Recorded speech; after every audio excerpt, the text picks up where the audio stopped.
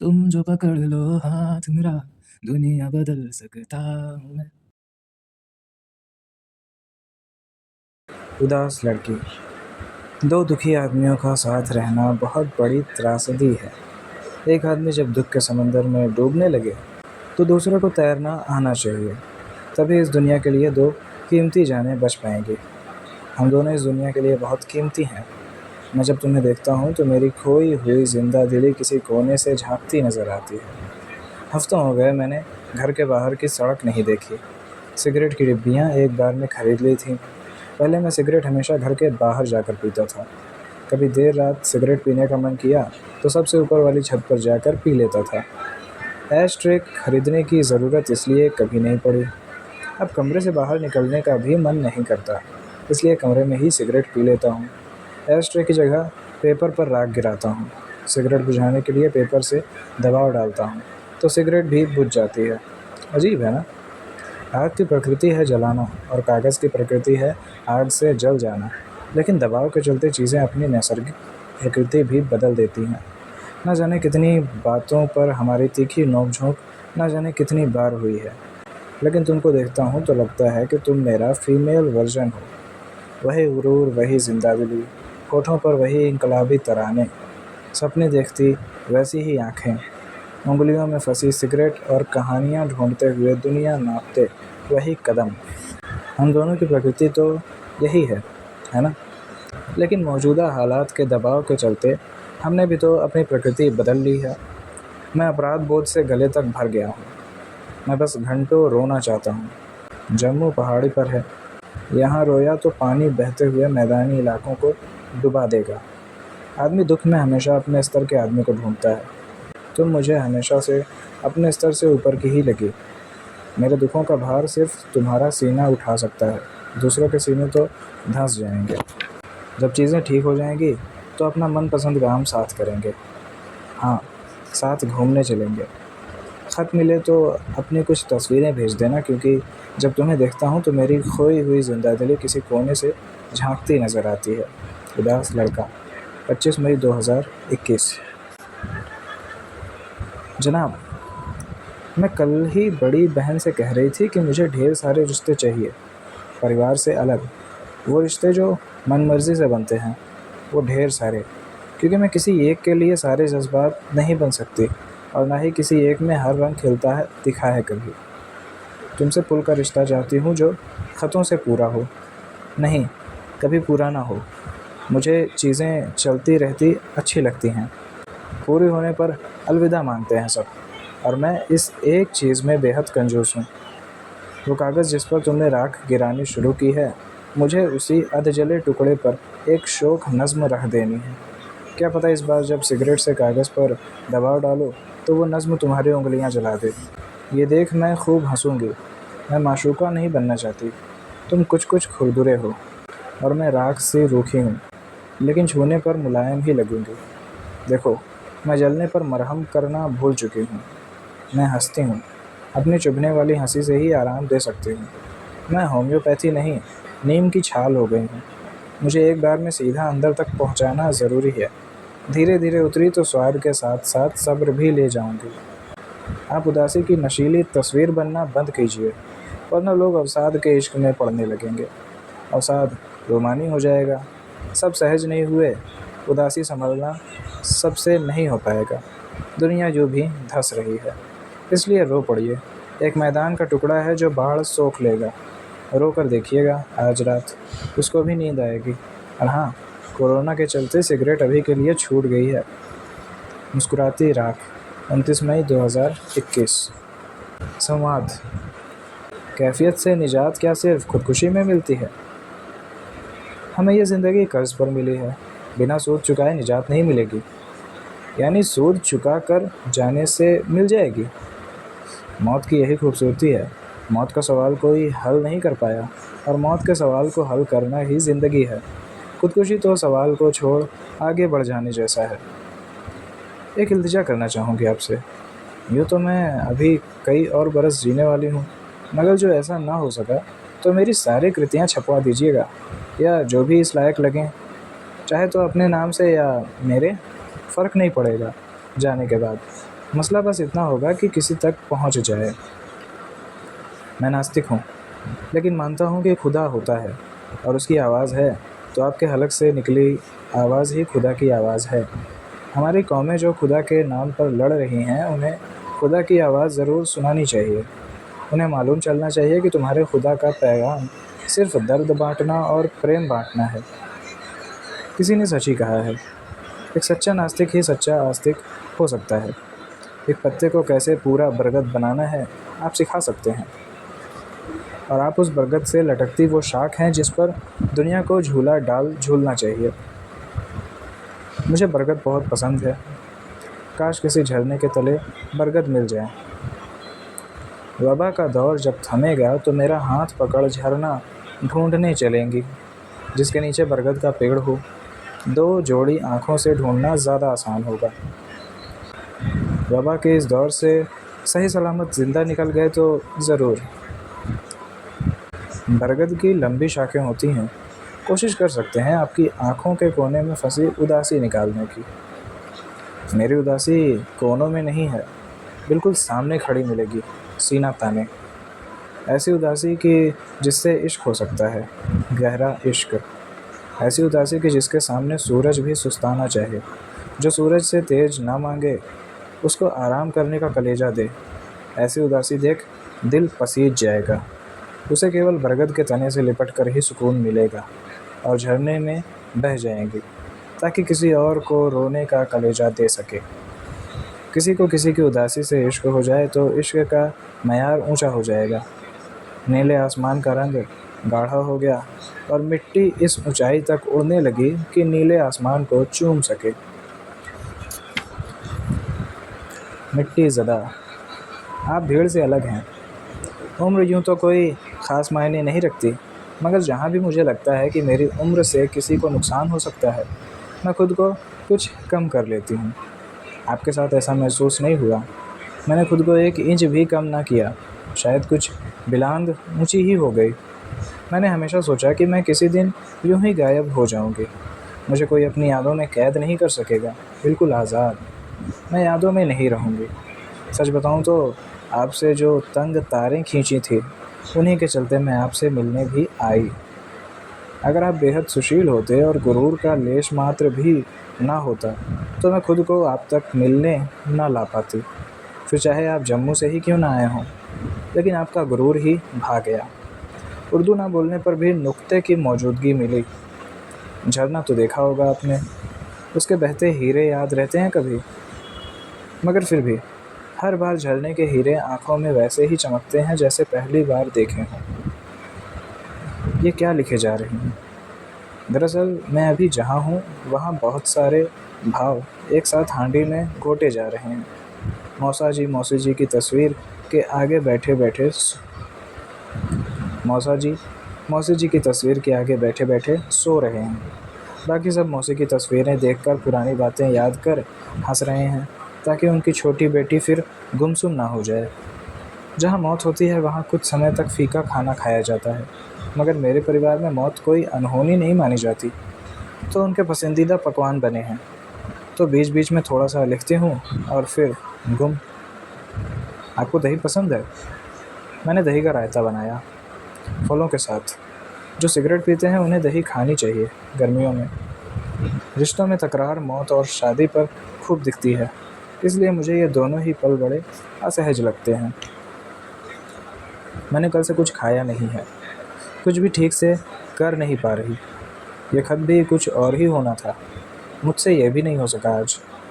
आप मानेंगे नहीं, पर इसको मैं सुबह से लिखने में लगी हूँ। खीज है बहुत, इसलिए बार बार खत की तरफ लौट आती हूँ। काश छत की सीलन ज़ुबान के तले भर जाती। मुझे चौलाई की सब्ज़ी खाने का बहुत मन है, लेकिन सर्दी नहीं आई। हो सके तो कुछ लिख कर भेजिएगा, कुछ भी। जन्नत शायद यूं ही दिखती रहेगी, खतों के झरोखों से। सीली राख, 30 मई 2021। ज़िंदगी। मैं अपने आप को लेखक नहीं मानता, खुद को साहित्यकार कहने पर तो जीभ को लकवा मार जाता है। मैं खुद को साहित्यकारों का कर्जदार मानता हूँ। कर्ज हमेशा सूद के साथ लौटाया जाता है। मंटो या अदम गोंडवी की आत्मा जब कर्ज का हिसाब मांगेगी तो मैं अपनी लिखी 8-10 कविताएं और कुछ सूत्र वाक्य उनके हवाले कर दूंगा। यही सूद होगा।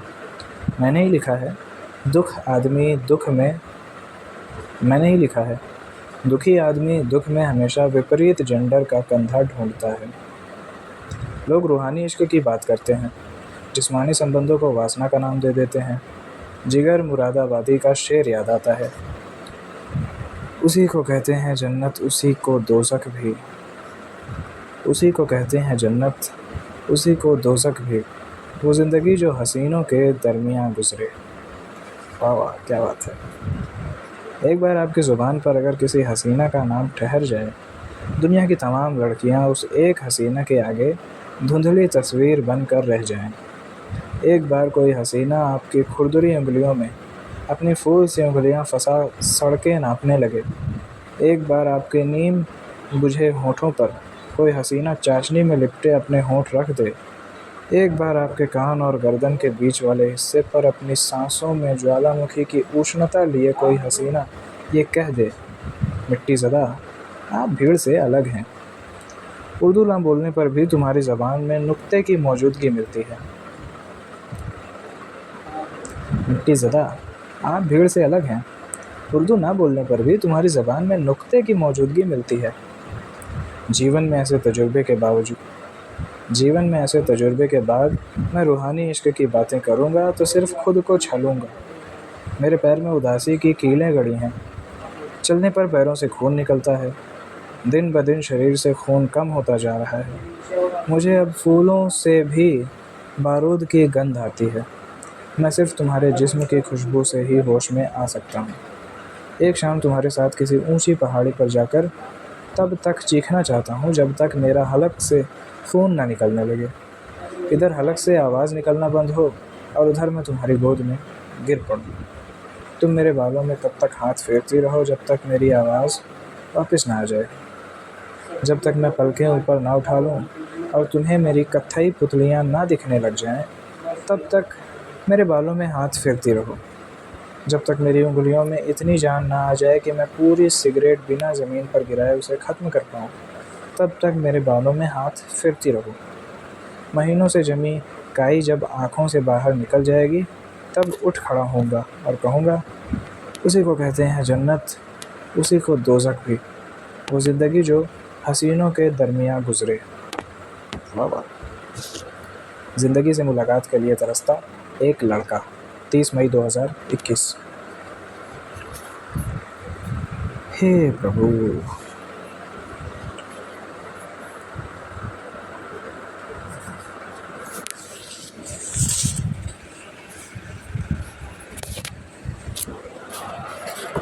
इमारत।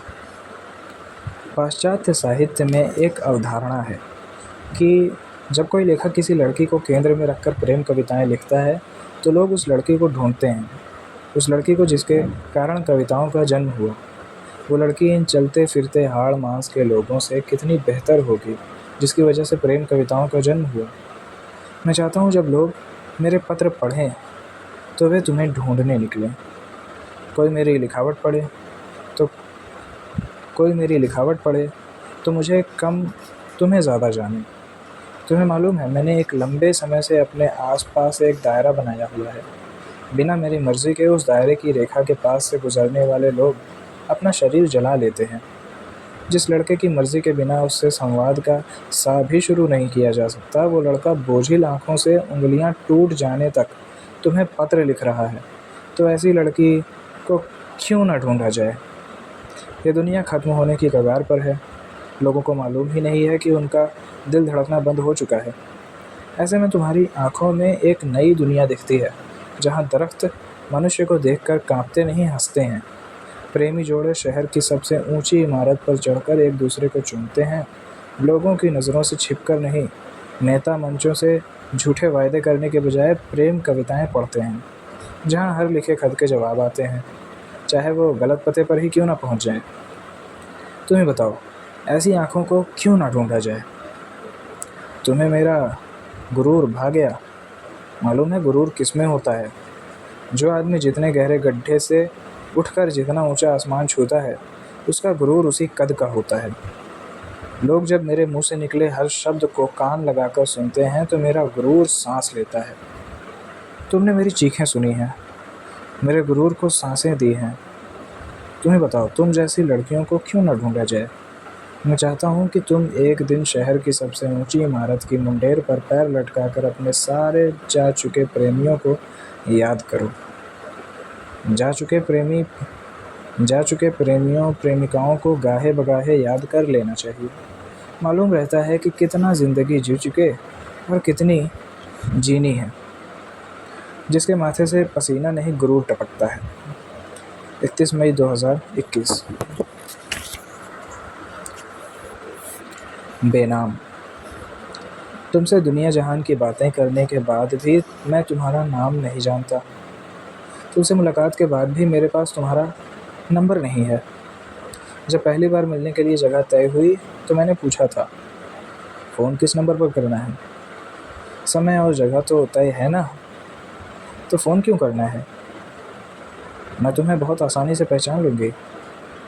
उस दिन लगा कि ये तो अकड़ में मुझसे कहीं आगे है। आज इस बात को सोचता हूँ तो चेहरे पर 2 गड्ढे अपने आप जगह बना लेते हैं। तुम्हारा नंबर ना देना हमारे रिश्ते में तुम्हारी तरफ से लिया गया एक अच्छा फ़ैसला था, और तुम्हारा नाम ना पूछना हमारे रिश्ते में मेरी तरफ से लिया गया एक अच्छा फ़ैसला। तुम्हारा नाम मालूम होता तो तुम्हें उसी नाम से बुलाना पड़ता। अब तुम्हारा नाम नहीं मालूम तो परिस्थितियों के हिसाब से तुम्हें नाम दे सकता हूँ। उदास लड़की जब छत की सीलन को ज़ुबान तले भर रही हो, तभी एक खत मिले जिसमें कोई उसे इमारत कहकर पुकारे। ऐसे में उदासी की क्या बिसात जो दीवारों पर चिपकी रह जाए।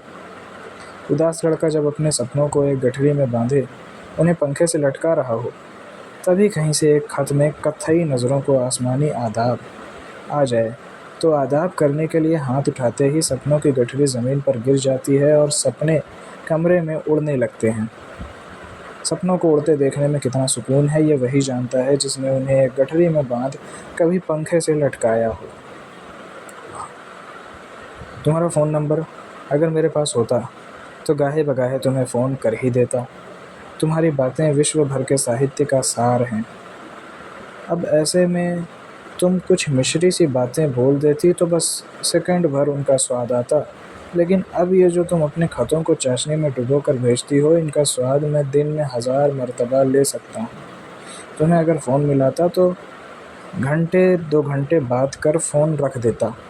फ़ोन रखते ही ज़िंदगी यंत्रवत चलने लगती और दिमाग में तुम्हारी तस्वीर की जगह फ़ाइलें घूमने लगती। अब एक खत लिखने के लिए मैं पूरे दिन तुम्हें सोचता हूँ। प्रेमी जितना एक दूसरे के बारे में सोचते हैं, प्रेम की चाशनी उतनी ही गाढ़ी होती है। तुमको मालूम है आलम अरे यार तुमको मालूम है आलम ये है कि मैंने रिसर्च पेपर में अपने नाम की जगह मिट्टी ज़्यादा लिख दिया। ये पढ़कर मुस्कुरा रही हो? चलो जल्दी से तस्वीर खींच लो और मुझे भेज दो। तो क्या है ना, पिछली तस्वीरों में इन कांच सी आँखों ने बहुत मुशक्क़त करी लेकिन मुस्कान दिखी नहीं। मिट्टी ज़दा। 31 मई 2021। अरे भैया, ये तो बड़ा ख़तरनाक है। आदाब जनाब, कुछ घंटों में इतना कुछ मेरी ओर सरका दिया आपने कि मैं पहली बार की तरह बस समेटती ही रह गई। कभी मेज़ के कोने में तो कभी माँ के तकिए के तले मैं ये सारे अल्फाज पकड़ती रही, जैसे तितलियों के पीछे बच्चे दौड़ पड़ते हैं। दौड़ते भागते ये हाथ लगा। और भी दुख हैं ज़माने में मोहब्बत के सिवा, राहतें और भी हैं वस्ल की राहत के सिवा। तेरे सपनों की गठरी को लिए सर अपने, मैं तेरे फीते जब कहेगा बांधे चलूँगी। तुझे मिलना है ज़िंदगी की निगाहों के तले, तेरी ज़िंदगी तेरी कनखियों से पुकारे है तुझे। आज जाने की ज़िद ना करो, आगोश में बेखुदी के अपनी तुम गुम ही रहो। तू चंद्र बिंदु रहे मगर नुक्ता भी तू हो जाए। यूँ ना था मैंने फ़कत चाहा था यूँ हो जाए। सुन मिट्टी ज़दा जद्दो सुन मिट्टी ज़दा जद्दों भी तू सिगरेट जला चीख पड़ेगा। मैं तेरे कैनवस ते तेरा ही कोई शेर बन खामोश तैनू तकदी रवांगी मैं तैनू फिर मिलांगी। जिंदगी का कौर किसी दिन साथ तोड़ूंगी तेरे तेरे छज्जे पे मैं गौरैया बर आसमान तुझे खिलाऊंगी। मुझसे पहले सी मोहब्बत मेरे महबूब ना मांग तू भीड़ से अलग दूर कहीं बैठा है।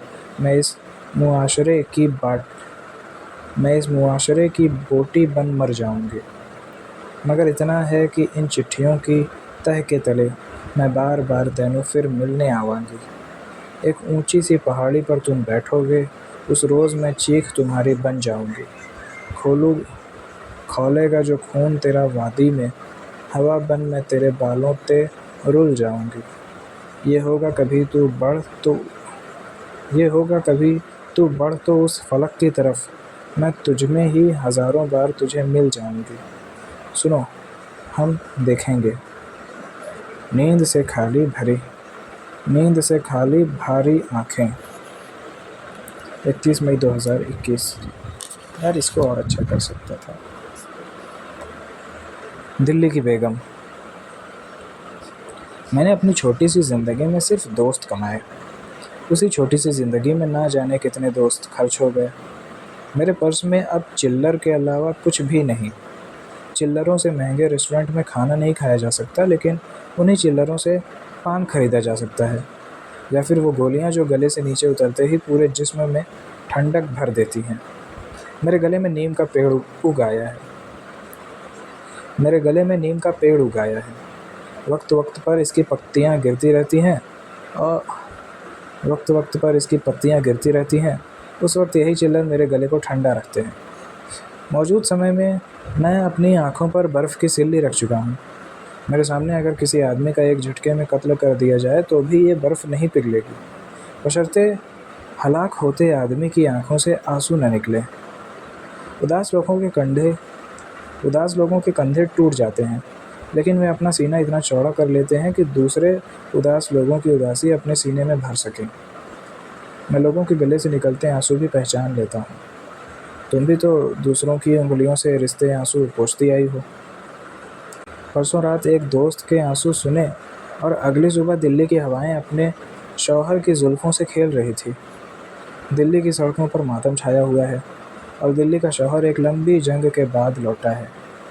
दिल्ली दवा करना जानती है, इसलिए उसे फ़र्क नहीं कि शौहर ज़ख्मी लौटा है या सही सलामत। दिल्ली को मालूम है, दोनों पैर कटने के बावजूद जब उसका शौहर निज़ामुद्दीन के पास से गुजरेगा तो अंदर बजती कव्वालियों को सुन हाथ के बल ही नाच उठेगा।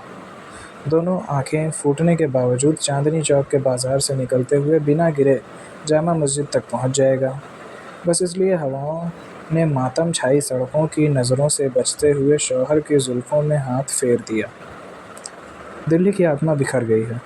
आज़ाद, बेफिक्र, अल्हड़, स्वच्छंद, मनमौजी युवा इस दिल्ली शहर की आत्मा में है। मैं उसी बिखरी आत्मा को समेटना चाहता हूँ। मैं कोई डॉक्टर नहीं, ना कोई साइकोलॉजिस्ट। मैंने तो बस यही समझा है कि ज़िंदगी जब सवाल पूछती है तो हम अपने अनुभव के आधार पर ही एक ऑप्शन चुनते हैं और अपने अनुभव के आधार पर ही तर्क देते हैं। हम लोग अपनी परेशानियों के जवाब जब चुनते हैं तो उन्हीं ऑप्शन में से कोई एक जवाब चुनते हैं जहाँ तक हमारी आंखें देख पाती हैं। बनाने वाले ने जब दुनिया बनाई तो हमें आंखें सिर्फ चेहरे पर दी, हमारी पीठ पर आंखें नहीं दी। हम जब सवालों के जवाब चुनते हैं तो सिर्फ चेहरे पर लगी आंखों के आगे वाले ऑप्शन देख पाते हैं, पीठ के पीछे वाले ऑप्शन हम देख ही नहीं पाते। जब हम सवाल किसी और के सामने रखते हैं तो हो सकता है जिस दिशा में हमारी पीठ हो उस दिशा में दूसरे व्यक्ति की आंख हो। अब ऐसे में दूसरा व्यक्ति हमें वो ऑप्शन भी बता सकता है जो हमारी आंखें नहीं देख पाती, लेकिन उसकी आंखें देख पा रही हैं। इसलिए सबको कहता फिरता हूँ, जब अपनी आंखों के आगे के ऑप्शन ट्राई कर चुको तो एक दोस्त की पीठ से पीठ सटाओ और फिर से सवाल के जवाब ढूंढो। इस बार दोस्त की आंखें जो ऑप्शन देखें उन्हें भी आजमा कर देख लो। तुम्हारी तरफ के सारे ऑप्शन तो तुम आजमा ही चुके हो। उफ, मैं भी आते ही ज्ञान की गोलियां देने लगा। खैर, अब मैं वापस आ ही चुका हूँ तो क्यों ना किसी रोज़ किसी मकबरे की सीढ़ियों पर बैठकर साथ आम खाए जाएं। देखो ना, लिखते लिखते मेरी आंखों के पर्दे पर चल रहा है कि मैं सफदरगंज मकबरे की सीढ़ियों पर बैठा तुम्हें आम खिला रहा हूँ, और आखिरी फाँक खिलाते वक्त छिलका भी खिला दिया। तुम्हारा स्वाद अब कड़वा हो गया है और मैंने तुम्हारे नरम होठों पर अपने खुरदुरे होंठ रख दिए हैं। अब आम के साथ साथ गिलौरी का भी स्वाद आने लगा है। जो आंखें महीनों से सोई नहीं हैं, वे अगर ऐसे मीठे मीठे ख्वाब देख रही हैं तो देखने देते हैं ना। दिल्ली का शौहर, 2 जून 2021। नीम का पेड़ खून साफ रखता है, और आपके साथ तो ऐसा है कि जैसे करेला, और वो भी नीम चढ़ा। सोचिए सेहत में क्या 4 चांद लगते होंगे। आपकी सेहत आपकी सेहत आपके सीने में फिरती, आपकी उंगलियों से बाहर मुझ तक इन खतों के ज़रिए पहुंचती रही है। इसके चलते मैंने कभी नहीं पूछा आप कैसे हैं। दिल्ली का शौहर अगर वाकई लौट आया है तो दिल्ली की बेगम ज़रूर ओस से इस्तकबाल करेगी, चाहे खुद कितनी ही कोशिश हो उसकी कि दिल्ली से पलायन कर जाए। वो फिर भी दिल्ली के शौहर का उसकी नगरी में इस्तकबाल ज़रूर करेगा। चाहती तो यही थी कि चांदनी चौक में फिरे, मगर आजकल तबीयत कुछ नासाज सी लगती है। गाहे बगाहे यूं ही सांस फूलने लगती है और बैठे बैठे थकान से जान सूखती है। महामारी का कुछ असर अब दिखने लगा है, जिसमें फिर भी संभल जाए, पर रूह बेहद थकने लगी है। लेकिन जंग से लौटने पर हल्दी टीका तो होना ही चाहिए, फिर चाहे खड़े खड़े टांगें कितनी ही लड़खड़ाएं। जंग से लौटने का नाज तो बख्शना ही चाहिए। क्या आप जानते हैं हमें पीठ पर आंखें क्यों नहीं नवाजी, क्यों चहूँ और देखने की काबिलियत नहीं बख्शी। सोचें, जो ऐसा होता तो दिल्ली की बेगम को दिल्ली के शौहर की कभी ज़रूरत नहीं पड़ती, किसी को किसी दोस्त की कमी ना खलती, धूल गिरी आंखों में मिट्टी ज़्यादा चमक कोई न ढूंढता, खुद हर सवाल का जवाब मिल जाता तो खुद ही हर वाहिद कलाम सफल हो जाता। कोई किसी की आत्मा ना बनता, कोई किसी के बालों में हाथ ना फेरता, कोई किसी को थपकियां दे सुलाने ना आता, कोई आसमान किसी ज़मीन के लिए ना झुकता। अगर ऐसा होता तो कोई शेर ना कहता, कोई शायर ना होता, कोई खत ना आता, कोई जवाब ना जाता, कभी भी नींद आ जाती इसलिए कभी नींद ना आती। देखिए, आपकी देखा देखी मैं भी ज्ञान की गोलियां देने लगी। खैर, दिल्ली से खूब इश्क फरमाएं, दिल्ली की बेगम बुरा नहीं मानेगी। इस बेगम ने सारे हक खूंटी पर टांग दिए हैं। 2 जून 2021। Subscribe, subscribe, subscribe.